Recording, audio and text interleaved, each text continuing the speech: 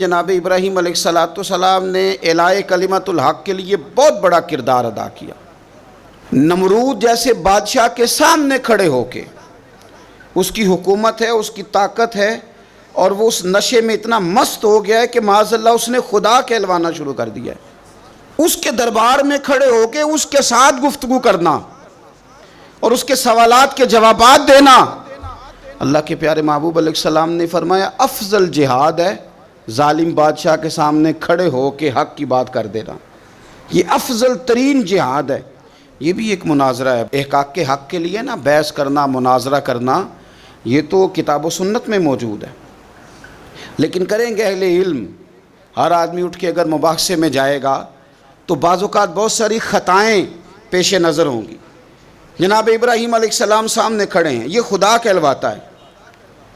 حضرت ابراہیم علیہ السلام سے اس نے رب کریم کی ذات کے بارے میں بات شروع کر دی۔ اللہ فرماتے ہیں الم تری الی الذی حاج ابراہیم فی ربہ، کہ آپ نے اس شخص کو نہیں دیکھا جو جناب ابراہیم سے جھگڑا کر رہا تھا ان کے رب کے بارے میں؟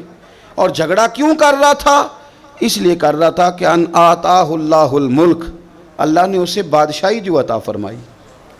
کچھ لوگوں کو جب اعزاز ملتا ہے نا، بلندی ملتی ہے، مال و دولت ملتا تو جھگڑالو ہو جاتے ہیں، بڑے بڑے دعوے کرتے ہیں، بجائے شکر کے تکبر کا رستہ اختیار کرتے ہیں۔ جھگڑا کر رہا تھا جناب ابراہیم سے۔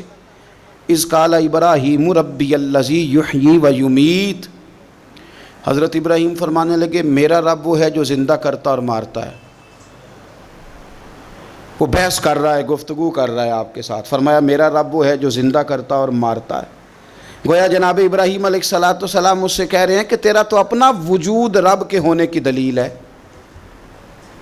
تو ایک نطفہ تھا اور اس سے اللہ تعالیٰ نے تجھے وجود دیا، تیرے اندر روح پھونکی، تیرا اتنا بڑا جسم قائم ہوا۔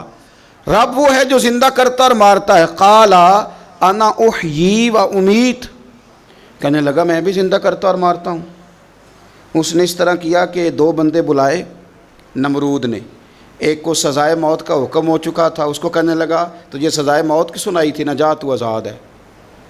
اور ایک بندہ بے گناہ تھا، اسے پکڑ کے قتل کر دیا، کہنے لگا دیکھو میں بھی مارتا اور زندہ کرتا ہوں۔ حالانکہ قتل کر دینے اور چھوڑ دینا، اس میں اور زندگی اور موت دینے میں کتنا بڑا فرق ہے۔ حضرت ابراہیم سمجھ گئے کہ بندہ موٹے دماغ کا ہے۔ کچھ لوگ موٹے دماغ کے ہوتے ہیں، بلا وجہ بحث کرتے رہتے ہیں۔ حضرت سعدی شرازی رحمۃ اللہ علیہ نے کیا خوب بات کہی۔ آپ فرمانے لگے 40 عالم بیٹھے ہوں، ایک دلیل سے انہیں چپ کرایا جا سکتا ہے، لیکن ایک جاہل بیٹھا ہو نا تو وہ 40 دلیلوں سے بھی چپ نہیں کرتا، کیونکہ جاہل ہے نا۔ علماء کے سامنے آپ دلیل بیان کریں گے تو 40 علماء بھی ہو تو ایک دلیل سے چپ کر دیں گے تو جو ہے جاہل، وَإِذَا خَاطَبَهُمُ الْجَاهِلُونَ قَالُوا سَلَامًا، یہ دلیل بھی اس کی بڑی کچی تھی، بڑی نکمی تھی۔ اب حضرت ابراہیم نے نا اس پر ایک اور مناظرانہ گرفت فرمائی۔ آپ فرمانے لگے اچھا، قال ابراہیم فإن اللہ یأتی بالشمس من المشرق فأتی بها من المغرب، فرمایا میرا رب وہ ہے جو سورج کو مشرق سے نکالتا ہے، تو اس طرح کر مغرب سے نکال دے۔